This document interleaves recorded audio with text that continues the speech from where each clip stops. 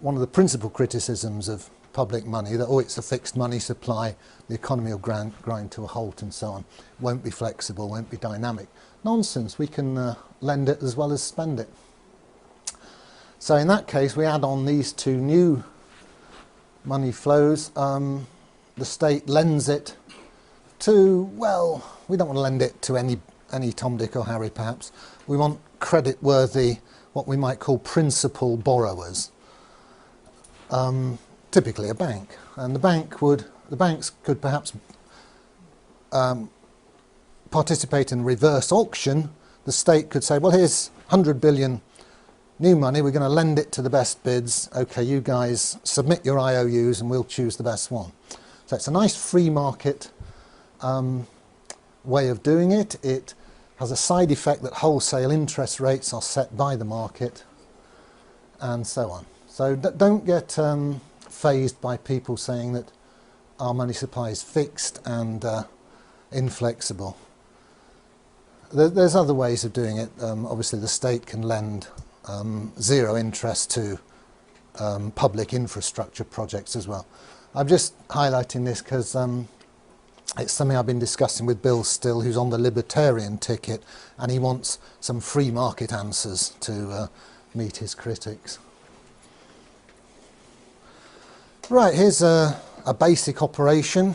It's how the banks make their profit, among other ways. It's the main way they do it.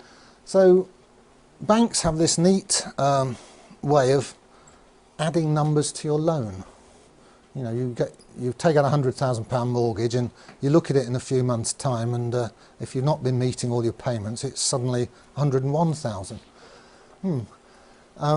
Conversely, all the people who are making deposits with the bank, they get some interest added to their accounts. Not much these days, and the difference between what's added to loans, what adds to the bank's assets, and what's added to the customers' deposits, which increases the bank's liabilities, that's called the spread and gives the bank a lot of its gross profit.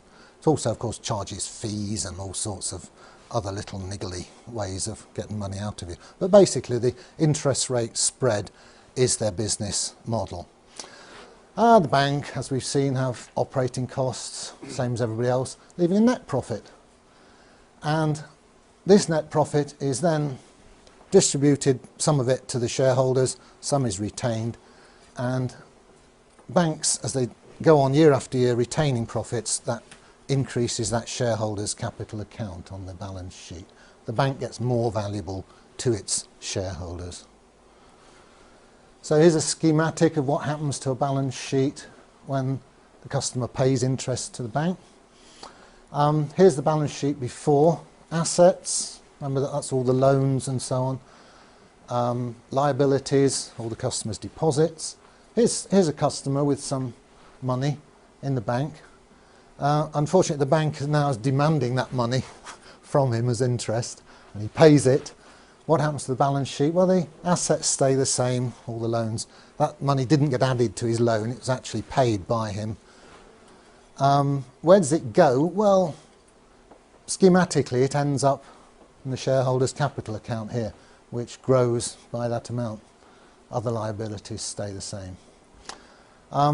Obviously it goes through, in formal real-world accounting, will go through the profit and loss account. But profit and loss accounts are regularly reconciled into the balance sheet. So we can say schematically that this charge on the customer, the interest, is ending up, to a first approximation, as shareholders' capital. And remember, if you wind the bank up, this is perfectly spendable money. Yeah. Conversely, it's just when the bank pays a little bit of interest to a customer, well, here's the shareholders' capital account, and it shrinks and the customers get some new money. That's a liability to the bank. So it's just the opposite of the previous slide.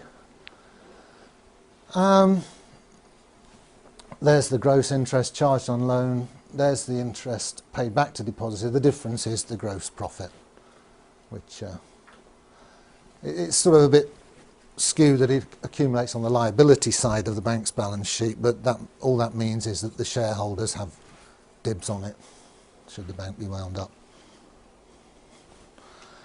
Okay, I'll switch tack now to the basic structure of the UK banking system, which is a two-tier system. There's a bunch of banks, high street banks, Lloyds, HSBC and Barclays, etc.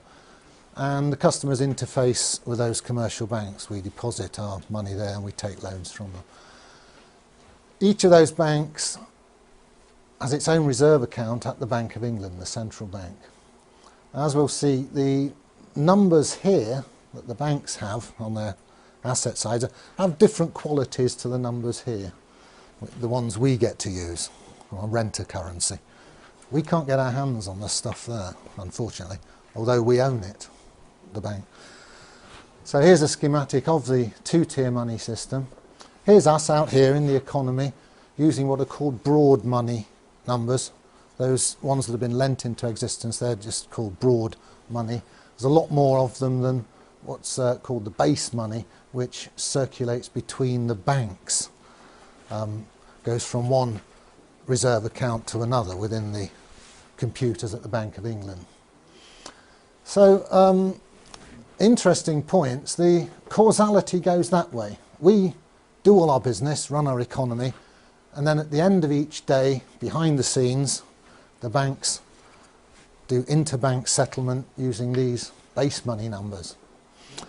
And very interestingly, there's no crossover between, there's no direct crossover between the circulation of these base money numbers between the banks themselves and the circulation of the broad money numbers which you and I get to use.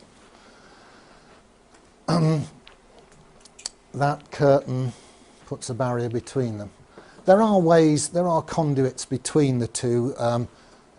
Technically, you can buy and sell gilts here, and you can buy and sell gilts here, and the banks can order physical cash here, and we can get hold of physical cash. But as regards the electronic money, that's more or less all of our medium of exchange, these two circulations are disjoint, they don't cross over.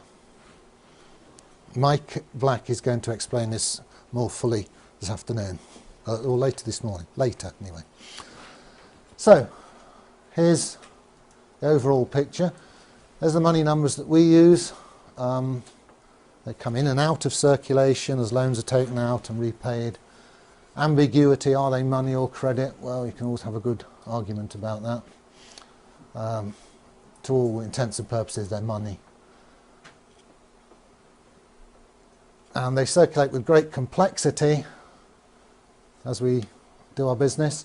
And then basically at the end of each business day, the huge number of money transfers of this sort of broad money is settled by net transfers of this sort of base money. As I said, there's far fewer of these base money numbers. They're internal to the banking system, and crucially they're issued debt-free by the Bank of England. It's been doing quite a lot of that lately with quantitative easing. The more money numbers you have in this part of the system, the more easily the banks can settle their differences at the end of each day, because they don't always actually transfer the numbers to each other. Sometimes they have to lend them to each other, and of course then you've got to trust that the bank you're lending to is going to pay you back, and if they look a bit shaky, you're a bit more reluctant to lend to them. So it's quite complicated what goes on here, the inner workings of the system. I like to think of it like this. Because of the disconnect between the two circulations, we're almost moving to a system where we the people, the users, get to use these funny money numbers, and the guys running the system are settling up between themselves at the end of each business day using these other numbers.